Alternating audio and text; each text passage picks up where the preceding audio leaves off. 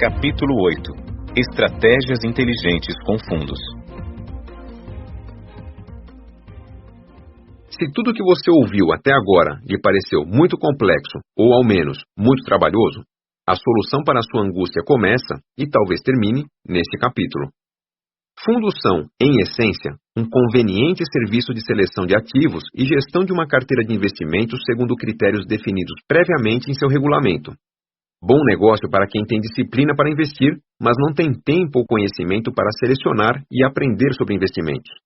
Funcionam como uma espécie de condomínio, em que os proprietários, chamados de cotistas, que adquirem cotas desse condomínio, confiam ao gestor as decisões sobre o que comprar, quando comprar e quando vender.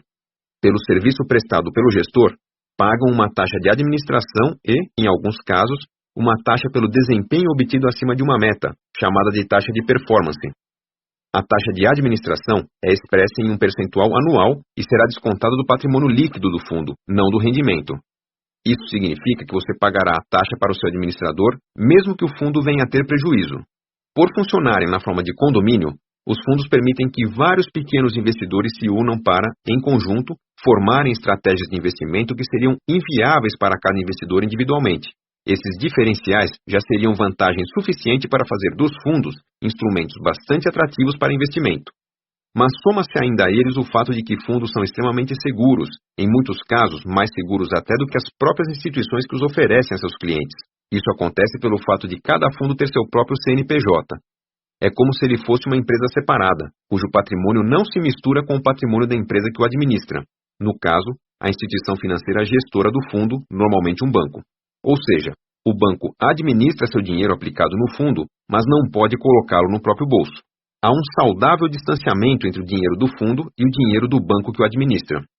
Se os cotistas do fundo, inclusive, acharem que o gestor não está fazendo um bom trabalho, podem destituí-lo em assembleia e indicar outro para assumir essa responsabilidade. Fundos são extremamente seguros, em muitos casos, mais seguros até do que as próprias instituições que os oferecem a seus clientes. Essa distinção entre fundo e banco ficou evidente no escandaloso episódio da quebra do Banco Santos, em 2004. Na época, investidores dos arrojados fundos de ações do banco surpreenderam-se ao receber, meses após a intervenção, mais dinheiro do que tinham em carteira na data da intervenção na instituição. No período em que os saques do fundo ficaram proibidos, aguardando a definição de um novo gestor, as ações se valorizaram. Investidores de fundos mais conservadores do banco, como os fundos de renda fixa, não tiveram, porém, a mesma sorte. Após a definição do novo gestor para os fundos, os recursos liberados aos cotistas foram sensivelmente inferiores aos que tinham na data da intervenção. O motivo: parte significativa dos investimentos desses fundos era feita em CDBs do próprio banco e debêntures de empresas que tinham operações a quitar com a instituição. O risco do fundo limita-se, na verdade, ao risco da carteira em que ele investe os recursos de seus cotistas. Se o gestor selecionar papéis ruins para a carteira do fundo, a rentabilidade pode estar comprometida no longo prazo. Daí a importância de, independentemente da instituição na qual investe ou do perfil do fundo, o investidor analisar de tempos em tempos a composição da carteira da qual possui cotas. Havendo dúvidas, é o caso de solicitar esclarecimentos à instituição que distribui o fundo, sendo obrigação dessa instituição manter o investidor informado sobre os riscos e a estratégia de investimento de seu fundo. Apesar da simplicidade, alguns cuidados e uma certa estratégia podem não só facilitar seu projeto de enriquecimento, como também podem torná-lo mais rentável. Tratemos então desses cuidados.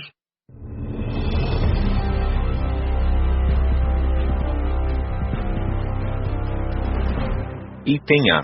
O serviço é à la carte. A diversidade de fundos de investimento é grande, oferecendo estratégias para todo tipo de investidor. Os tipos de fundos normalmente encontrados nas instituições financeiras e folders de agentes autônomos de investimento são os seguintes, apresentados normalmente do mais conservador para o mais arrojado, como feito aqui. Fundos DI curto prazo. Investem seu patrimônio exclusivamente em títulos públicos pós-fixados, com vencimento não superior a 375 dias e prazo médio da carteira de, no máximo, 60 dias. Fundos de renda fixa pós-fixada, fundos DI. Investem pelo menos 95% do valor de sua carteira exclusivamente em títulos públicos e operações pós-fixadas com rendimento atrelado à variação do CDI ou Selic. Fundos de renda fixa pré-fixada, fundos RF. Investem exclusivamente em ativos de renda fixa pré-fixada, devendo ter pelo menos 80% do valor de sua carteira investidos em títulos públicos federais ou ativos com baixo risco de crédito. Fundos de capital garantido. Tipo de fundo que garante ao investidor o capital investido ou, em alguns casos, o capital investido acrescido de algum rendimento. Isso é feito por meio de operações de risco travado, envolvendo opções de compra e venda, com prazos de vencimento longos, exigindo que o investidor mantenha seu investimento por um período determinado para ter direito à garantia do valor investido. Fundos de índice de inflação. Investem pelo menos 95% do valor de sua carteira exclusivamente em títulos públicos e operações pós-fixadas com rendimento atrelado à variação da inflação, geralmente referenciados ao IGPM ou IPCA. Fundos multimercados. Investem seus recursos em diversos tipos de ativos, montando uma carteira de composição equilibrada que visa uma melhor proteção contra variações negativas de um determinado mercado. Os gestores dos fundos multimercados têm mais liberdade para agradar aos investidores, com aplicações para todos os níveis de tolerância ao risco, seja em ações, renda fixa, derivativos e hedge em moedas. Produtos derivativos são operações derivadas de ativos negociados em bolsa, como opções de ações e contratos futuros de commodities e índices. Hedge é o mesmo que proteção, utilizando instrumentos derivativos. A rentabilidade dos fundos multimercados costuma ser mais instável, pois os gestores alocam a carteira de acordo com as tendências de mercado. Se a bolsa cai, concentram-se em renda fixa. Se sobe, direcionam-se para as ações. Esta atividade implica maior custo de gestão, que se reflete em taxas de administração mais elevadas. São boa escolha para momentos de incertezas, pois sua carteira equilibrada pode ajudar a evitar grandes perdas em caso de crise em algum mercado. São também alternativa para quem quer diversificar, mas não se sente em condições de fazê-lo pessoalmente. Fundos balanceados. Similares aos fundos multimercados, porém com a exigência de explicitar em seu regulamento a composição de cada ativo na carteira. Por exemplo, 45% em ações, 50% em renda fixa e 5% em alavancagem. Esse detalhe cria uma eficiência interessante, o rebalanceamento automático. Se as ações caem, a carteira sai da meta proposta e o gestor é obrigado a comprar mais ações. Se sobem, ele é obrigado a vender. Na prática, os fundos balanceados são fundos que compram na baixa e vendem na alta. Fundos de índice de ações. São fundos que montam sua carteira de forma a espelhar a composição de um índice, como o Ibovespa ou o IBRX50. O IBRX50 é o índice que mede a variação média dos 50 papéis mais negociados do índice Bovespa. A estratégia passiva desse tipo de fundo oculta a interessante vantagem de defender-se de papéis de altíssimo risco no longo prazo, pois papéis pouco desejados pelos investidores automaticamente deixam de fazer parte dos índices e, consequentemente, desse tipo de fundo. Dos fundos de ações, é considerado o mais conservador e um dos mais defensivos no longo prazo. Fundos de ações ativos. Com diferentes estratégias para cada fundo, por exemplo, dividendos, small caps, sustentabilidade, etc., essa modalidade obrigatoriamente investe ao menos 67% de seu patrimônio em ações. Fundos setoriais. Investem exclusivamente em empresas de um setor da economia definido em sua política de investimento.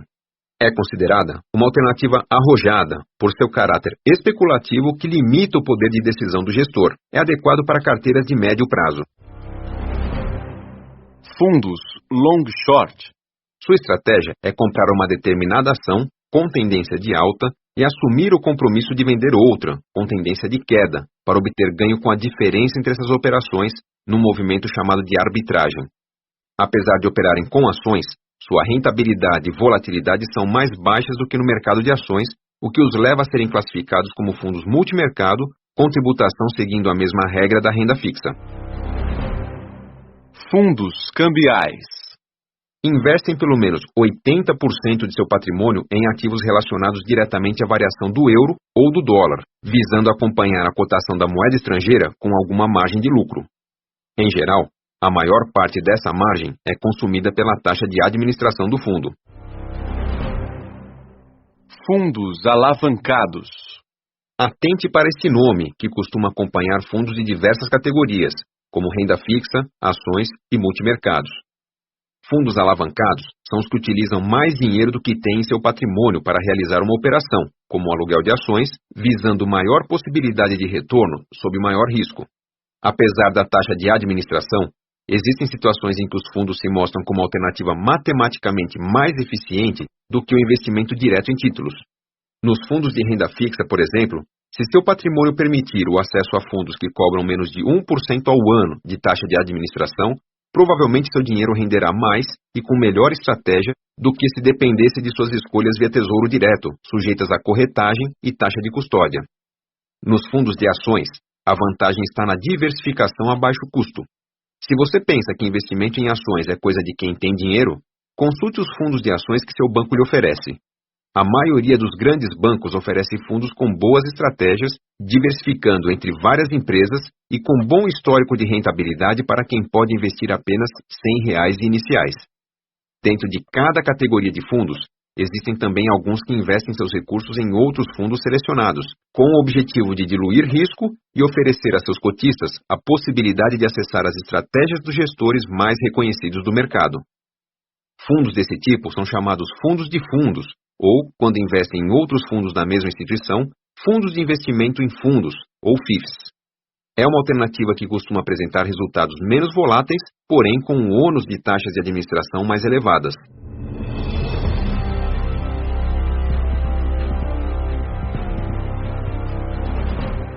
Item B. Com tantas opções, como escolher? Primeiro passo. Defina sua estratégia. Qual a composição de carteira adequada para seus objetivos? Ou para seu momento de vida? Lembre-se, investimentos para objetivos com data conhecida ou com prazo inferior a 2 anos devem ser alocados de maneira conservadora, na renda fixa pós-fixada ou defensiva, indexados à inflação. Objetivos de longo prazo podem ser mais arrojados se você tolerar o risco. Mesmo assim, a composição de sua carteira não deveria se afastar muito da composição sugerida pela regra dos 80.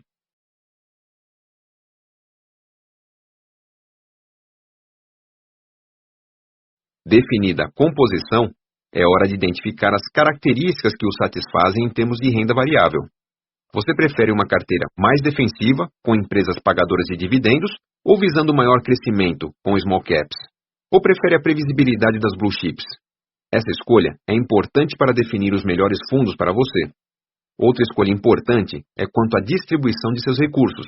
Se você se sente bem analisando e selecionando fundos e eventualmente mudando suas escolhas, a estratégia adequada para você é dividir seus recursos entre 2 ou 3 fundos que atendam à sua composição ideal de carteira. Por outro lado, quem se sente um peixe fora d'água diante de um prospecto de alternativas de fundos deveria partir para a solução multifuncional dos fundos multimercado ou balanceados, que se encarregam de administrar, selecionar, diversificar e rebalancear seus investimentos ao longo do tempo. A opção pelos fundos compostos tende a lhe custar mais em taxas de administração, que são maiores em fundos multimercado do que em fundos de renda fixa, por exemplo, mas é o preço a pagar pela conveniência. Evite dispersar recursos entre muitos fundos, pois, quanto menos dinheiro você concentra em uma modalidade de fundo, menor é a condição de acessar produtos com taxas mais baratas. 3 ou, no máximo, 4 fundos já são diversificação suficiente, mesmo porque cada fundo já contém sua própria diversificação de risco. Segundo passo. Selecione as alternativas. Uma vez identificado um tipo de fundo em que você deseja investir, levante as alternativas disponíveis no mercado. Consulte, pelo menos, seu banco, um banco concorrente, uma corretora de valores que distribua fundos e, se você conhece algum, um agente autônomo de investimentos. Normalmente, bancos oferecem fundos para quem pode investir a partir de R$ 100. Corretoras, fundos para investimentos a partir de R$ 1.000. E agentes autônomos para investimentos acima de R$ 20.000. Analise criteriosamente cada fundo através da leitura de seu prospecto. Comece examinando os resultados obtidos pelo fundo nos últimos meses. Quanto mais longo o período de avaliação, mais consistente será sua conclusão. Geralmente, ao buscar mais informações a respeito de um fundo, você encontrará informações sobre os últimos 24 ou 36 meses de sua rentabilidade. Ao comparar fundos, prefiro os dados referentes ao histórico de 36 meses. Tão importante quanto a rentabilidade é também a observação da volatilidade do fundo ou intensidade de oscilação do retorno por ele gerado. A melhor maneira de perceber a volatilidade de um fundo ou de uma carteira de investimentos é observando seu comportamento durante períodos de crise. Analise comparativamente, de preferência através da observação de gráficos, os efeitos de uma crise sobre o fundo estudado e sobre o índice Bovespa. Um fundo cuja estratégia permite conter perdas com mais eficiência do que o índice Bovespa merece mais atenção na hora de fazer escolhas. Essa análise comparativa, obviamente, só faz sentido quando analisamos fundos de características semelhantes. Quando as pessoas se conscientizam de que investem mal, normalmente é porque se mobilizam no sentido de comparar suas escolhas atuais com alternativas que seus bancos lhe oferecem. Ao constatar que, por exemplo, fundos de ações de multimercado renderam muito mais que sua renda fixa, migram seus recursos para a alternativa campeã. Na prática, é o mesmo que comprar na alta. Para investir em renda variável, não tome como base o histórico passado, mas sim o que especialistas dizem sobre as perspectivas futuras. O histórico serve apenas para, ao decidir investir em renda variável, analisar quais fundos foram mais eficientes em comparação com seus semelhantes, e não em relação à renda fixa. Entre os fundos de renda fixa, as melhores alternativas estarão entre os que cobram as taxas de administração mais baixas, desde que administrados com a qualidade de grandes instituições. Entre os fundos multimercado, a taxa é um diferencial importante, mas não tão importante quanto observar o desempenho do fundo durante períodos de oscilação. As melhores estratégias de carteiras multimercado seguem dois tipos de caminho. Ou o fundo é mais estável nas crises, ou ele oscila sensivelmente, mas se recupera rapidamente. Prefiro os que se saem melhor nas crises. Já entre os fundos de ações, as taxas cobradas são o que menos importa. O que conta mesmo é o diferencial consistente de rentabilidade do fundo em relação ao índice Bovespa, demonstrado por ganhos acima do índice por períodos superiores a 24 meses. Desconfie, porém, de ganhos muito acima da média do mercado. Geralmente, desempenhos magníficos embutem riscos magníficos também. Desempenhos magníficos embutem riscos magníficos também. Na dúvida entre dois ou mais fundos, um critério simples de desempate é analisar o patrimônio total do fundo. Patrimônios maiores são reflexo de mais investidores satisfeitos com a estratégia do fundo. Dedique o tempo necessário a uma boa escolha de seu fundo, pois, em algumas situações, se houver arrependimento, você pagará caro para mudar de fundo. Nos fundos de renda fixa de longo prazo, esse preço é evidente com a tributação de 22,5% do lucro para resgates inferiores a 6 meses. Terceiro passo. Programe-se para rebalancear seus investimentos. O rebalanceamento não é apenas para quem investe diretamente em títulos. Se, pela regra dos 80, sua carteira deve seguir certa composição, certamente essa composição irá se distorcer na medida em que um ativo render mais do que outro. Agende-se, portanto, para regularmente recalibrar sua carteira, ajustando pela regra dos 80 e de acordo com os prazos de seus objetivos, ao menos uma vez por ano. No caso de fundos, minha sugestão é que o rebalanceamento seja feito 2 vezes por ano. Há 2 maneiras de rebalancear sua carteira. Se você tem a oportunidade de dispor de mais recursos para investir, concentre seus investimentos nos ativos que estão proporcionalmente aquém da composição ideal de sua carteira. Se você tiver que lidar apenas com os investimentos que já tem, venda parte dos ativos com sobrepeso na alocação de sua carteira, atentando para a minimização do imposto de renda a pagar.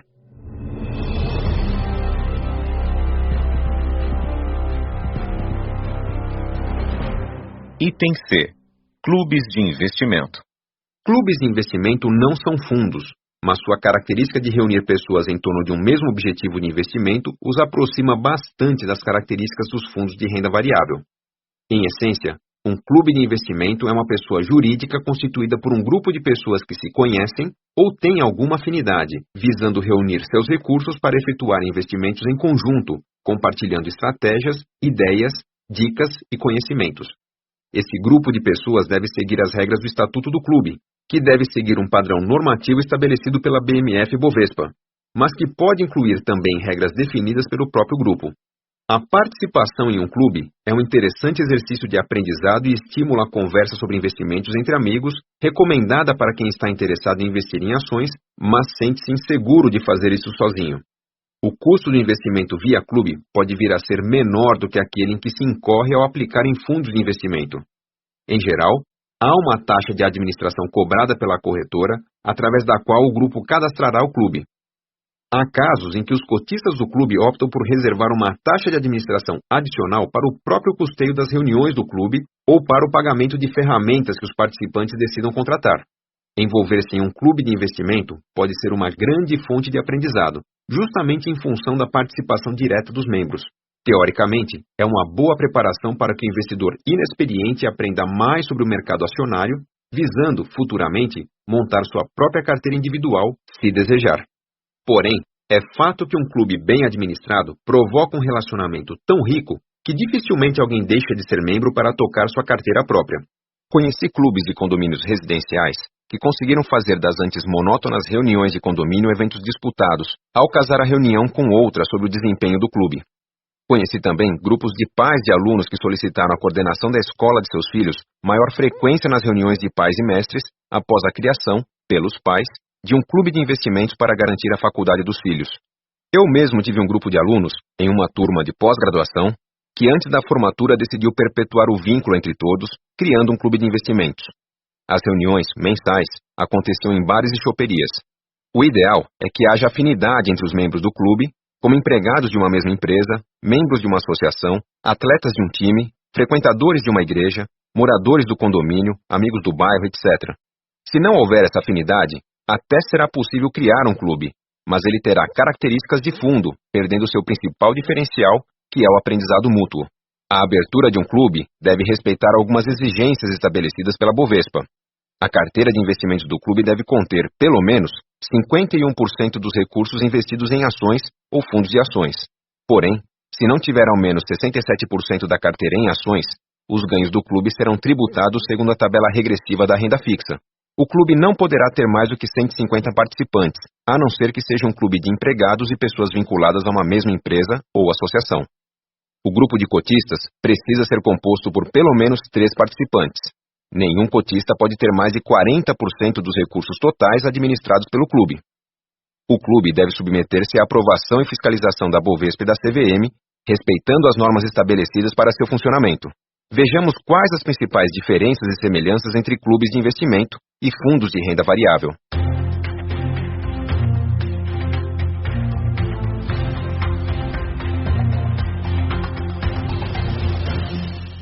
Gestão. Fundos de ações, feita por gestor profissional. Clubes de investimento, feita pelos membros do clube por meio de um representante rotativo ou eleito. Administração, fundo de ações, feita normalmente por bancos ou empresas de asset management. Clubes de investimento, feita por corretoras de valores. Envolvimento do cotista. Fundo de ações, nenhum. Clubes de investimento.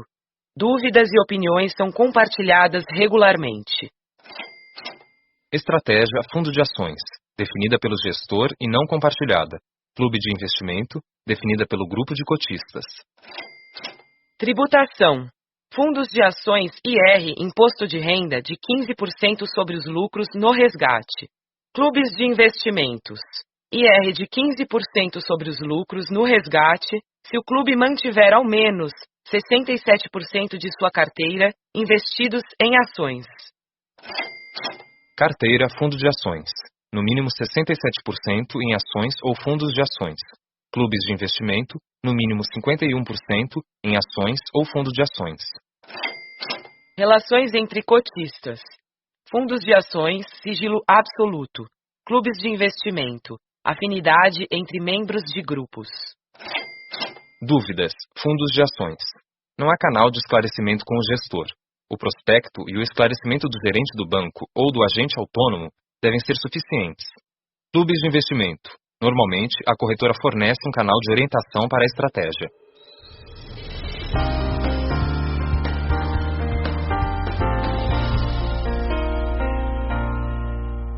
As cartilhas com orientações para a abertura de um clube de investimentos, assim como as normas, fichas de cadastro e modelo de estatuto podem ser encontradas no próprio site da BMF Bovespa, www.bovespa.com.br. Para começar no mercado de ações, considerando os 3 caminhos possíveis, carteira própria, fundos de ações e clubes de investimento, não resta dúvida de que a maneira que proporciona melhor aprendizado e maior consistência nas escolhas é o investimento por meio de um clube. Das 3 opções, o investimento via fundos é, de longe, o mais simples e conveniente. Mas acredito que unir-se a pessoas próximas e vencer a maior barreira do investimento em clubes, que é a burocracia inicial para sua abertura, seja um investimento de tempo com retorno muito interessante, tanto para seu bolso quanto para suas relações pessoais.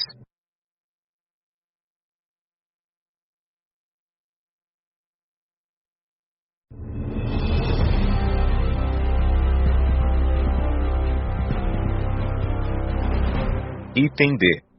Como controlar a evolução de seu investimento em fundos.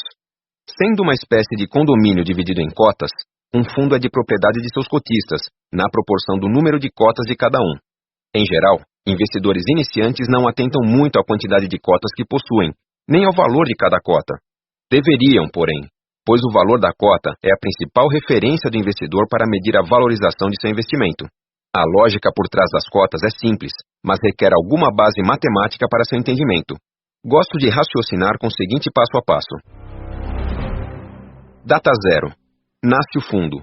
Vários cotistas aportam recursos nesse fundo, somando o valor de R$1 milhão disponíveis para investimentos, divididos em 1 milhão de cotas de R$1 cada. Na data de criação de qualquer fundo, cada real equivale a uma cota. Quem investiu R$500, por exemplo, adquiriu 500 cotas do fundo a R$1 cada. Nesse mesmo dia, o gestor decide comprar ações de diversas empresas. Data 1. As ações se valorizam, gerando um crescimento de 10% no valor da carteira. Saldo final de R$1.100.000. O número de cotas permanece o mesmo, mas cada cota passou a valer R$1,10 devido aos 10% de aumento no valor. Quem decidir investir nesta data comprará, na verdade, criará, novas cotas de R$1,10 cada, pois esse é o valor da cota do fundo no dia. Então, eu decido investir, por exemplo, R$1.000 no fundo, comprando 909,091 cotas de R$1,10 cada. Essa quantidade de cotas vem da divisão de R$1.000 pelo valor de cada cota. Data 2. Consulto o valor da cota de meu fundo nos jornais e vejo que ela está valendo R$1,085 cada. Sabendo pelo meu controle pessoal que eu tenho 909,091 cotas desse fundo, basta eu multiplicar a quantidade pelo valor para saber qual é o saldo do meu investimento. Minha conta resulta em R$ 986,36, o que significa que a carteira de meu fundo se desvalorizou. Posso, então, calcular a rentabilidade de meu investimento e perceber que perdi 1,36%. Esse resultado é obtido utilizando a seguinte fórmula.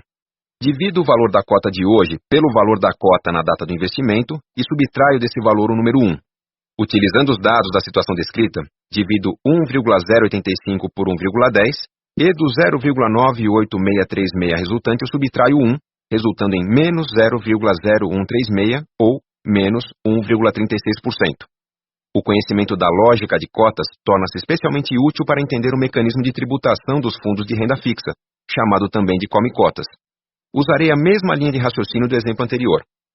Imagine que, na data 1, eu decidi investir meus R$1.000 em 909,091 cotas de um fundo. Porém, agora, esse fundo é de renda fixa. Naquela data, o valor de cada cota também era de R$1,10. Chega o último dia útil de maio, e o fundo é obrigado a recolher compulsoriamente 15% do lucro de cada investidor, a título de imposto de renda. Nesse dia, cada cota está valendo, por exemplo, R$1,21. Se eu tenho 909,091 cotas, então meu saldo bruto no final de maio é de R$1.100. Como, nesse dia, meu lucro acumulado é de R$100 sobre os R$1.000 que investi e a alíquota de imposto de renda de 15%, o gestor do fundo automaticamente recolherá R$15 para a Receita Federal. Como? Solicitando ao investidor que pague? Não. O gestor do fundo simplesmente vende parte das cotas de cada investidor, pagando a receita com o caixa gerado por essa venda. Daí vem o nome de come-cotas. No nosso exemplo, o cálculo ficaria assim. É preciso vender a quantidade de cotas que gere R$15, ou seja, R$ 15 dividido por 1,21, que resulta em 12,397 cotas de R$ 1,21 cada. Após a venda, eu passo a ter menos cotas, devido à comida do imposto. Meu saldo de cotas passa a ser de 909,091 menos 12,397, resultando em 896,694 cotas. Como cada cota vale R$ 1,21, basta eu multiplicar a quantidade que tenho pelo valor unitário para chegar ao saldo de R$ 1.085, exatamente o que seria esperado após o Come Cotas. O que assusta alguns investidores no período do Come Cotas é justamente a redução na propriedade, ou seja, no número de cotas. Mas esse é justamente o mecanismo da arrecadação de imposto na fonte quando da aplicação em fundos de renda fixa.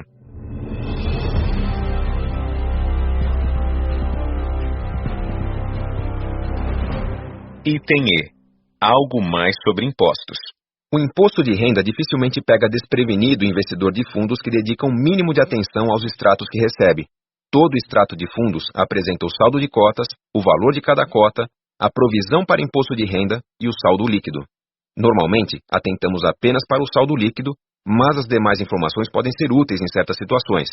Por exemplo, se você sabe o valor de cada cota que possui no fundo hoje e observa o mercado em queda, no dia seguinte já será possível estimar o impacto da queda sobre seu fundo simplesmente comparando sua cota com a cota publicada nos jornais logo cedo. Aliás, você não sabia que os cadernos de finanças dos jornais de economia publicam diariamente as cotas dos principais fundos de cada instituição? Compre um exemplar e confira, naquelas páginas com números pequenininhos. Outra informação que não pode passar despercebida é a provisão para imposto de renda. Ela lhe conta o quanto o governo abocanhará do sucesso de sua estratégia. Acredito que, se as pessoas tivessem uma noção clara do quanto pagam anualmente ao governo, talvez fossem menos lenientes com a corrupção e com a má gestão pública. No tópico anterior, abordei o mecanismo do Come Cotas, que afeta fundos de renda fixa. Cabe destacar que a alíquota do Come Cotas será sempre de 15%, independentemente do prazo de aplicação, com a exceção dos fundos de curto prazo, cuja alíquota é de 20%. Se, dentro do critério da tributação regressiva, seu dinheiro está investido há menos de 2 anos, você perceberá, em seu extrato, que mesmo no dia seguinte ao Come Cotas ainda resta uma provisão de imposto de renda a recolher. Essa provisão refere-se ao diferencial do imposto devido, mas não retido. Por exemplo, se sua aplicação existe há menos de 6 meses, a alíquota sobre os ganhos da renda fixa é de 22,5%. Mesmo com o Come Cotas, outros 7,5% de seu lucro ficam separados, apenas no extrato para fins de controle, para que você tenha uma ideia do quanto pagará se resgatar naquela data. Ao completar 6 meses de aplicação, sua alíquota baixa de 22,5% para 20%. Com isso, 2,5 pontos percentuais da provisão voltam a compor seu saldo líquido, diminuindo o imposto a pagar. Os fundos multimercado, apesar de investirem em uma diversidade grande de mercados, sofrem a incidência da mesma tabela regressiva de imposto de renda que incide na renda fixa, além do Come Cotas. Este é um ponto a ser considerado se sua estratégia de investimento considera a hipótese de resgate a curto prazo. Se investir parte de seus recursos em um fundo de ações e parte em um fundo de renda fixa, a parcela do fundo de ações será tributada apenas pela alíquota de 15%. No multimercado, toda a carteira tem sua tributação variando entre 15% e 22,5%, dependendo do prazo. A mesma crítica vale para o Come Cotas. Com 2 fundos diferentes, um de renda fixa e outro de ações, a parte de sua carteira em renda variável não sofreria a mordida semestral, permitindo uma multiplicação mais eficiente no longo prazo.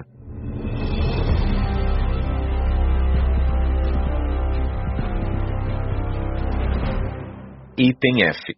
Explore seu banco ao máximo. Bancos são a porta de entrada para o mundo dos investimentos para a maioria das pessoas.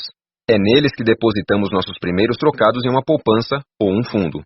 É recomendável manter uma conta em um banco de primeira linha e entre os líderes de mercado por pura conveniência, para contar com caixas eletrônicos à sua disposição em um número maior de pontos. No passado, essa era uma das justificativas para a abertura de conta em bancos presentes em mais cidades, como o Banco do Brasil, Bradesco e Itaú. Hoje, com a disseminação da rede Banco 24 horas por uma extensão maior do território, essa conveniência passou a ser oferecida também por outros bancos, o que aumentou a concorrência entre as grandes instituições.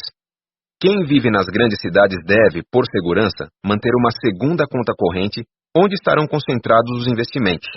A escolha dessa conta não deve ser feita em razão da conveniência, mas sim da eficiência dos investimentos e dos serviços oferecidos. Famílias que mantêm 2 contas correntes deveriam circular apenas com documentos e cartões da conta de movimentação e não da conta de investimentos, a fim de evitar a exposição excessiva a estelionatários e sequestradores. Mas, independentemente de sua estratégia para a segurança, algumas dicas são importantes para você aproveitar ao máximo o serviço bancário.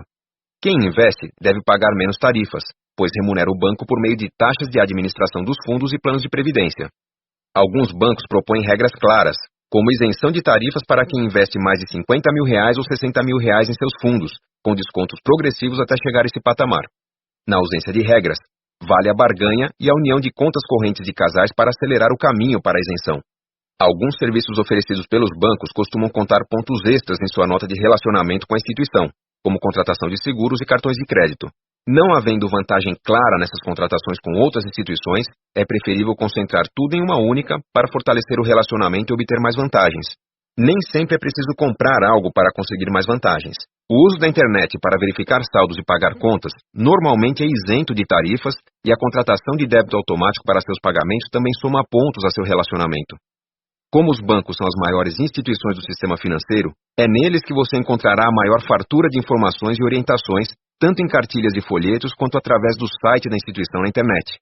A maioria das pessoas subestima essa riqueza de informações, mas quem se propõe a vasculhar as fontes oferecidas encontra explicações esclarecedoras sobre fundos, previdência, seguros e crédito. Se você não está satisfeito com o serviço oferecido por seu gerente, recomenda-se duas possíveis soluções. Primeira, transferir sua conta para uma agência pouco movimentada do mesmo banco, pode ser que o problema seja apenas o excesso de clientes. E segunda, pesquisar o que bancos concorrentes oferecem como diferenciais para tê-lo como cliente. Ao consultar uma alternativa de investimento oferecida por seu banco, não deixe de consultar produtos similares da concorrência e alternativas para acessá-la sem a ajuda do banco. Como acontece em qualquer mercado, quanto melhor o cliente, mais vantagens ele recebe. Lembre-se sempre de checar se, com seu nível de investimentos, você consegue acessar investimentos mais eficientes, ou seja, com taxas mais baratas do que tem hoje. As opções de investimento oferecidas por um banco costumam ser as mais convenientes e simples, pois uma das propostas da instituição é massificar o acesso a produtos de investimento. Além de simplificar, com a oferta de fundos, o acesso a produtos complexos, toda a informação chega a você juntamente com seus extratos, e seu gerente o conhece de maneira mais abrangente. Obviamente, mais conveniência significa mais custo. Cabe a você analisar se o que paga ao banco compensa as facilidades oferecidas. Lembre-se que o acesso a fundos não ocorre exclusivamente por meio de um banco em que você tenha conta. A contratação de serviços prestados por um agente autônomo de investimentos é uma opção à conta corrente para investimentos, com o inconveniente de aumentar a burocracia. Afinal, significa mais um cadastro e mais extratos sobre sua porta.